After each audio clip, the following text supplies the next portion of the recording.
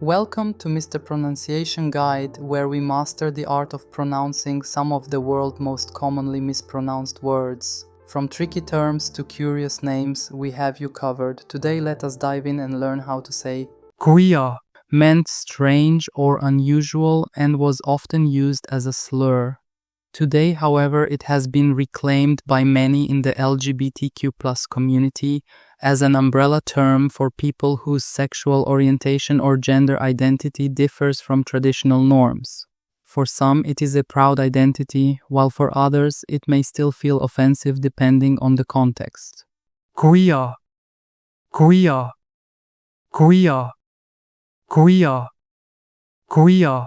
Check out more videos on pronouncing tricky words and names with confidence. Avoid common mispronunciations with tips from this video. If you found it helpful, I would love your support. Thanks for watching and I will see you soon.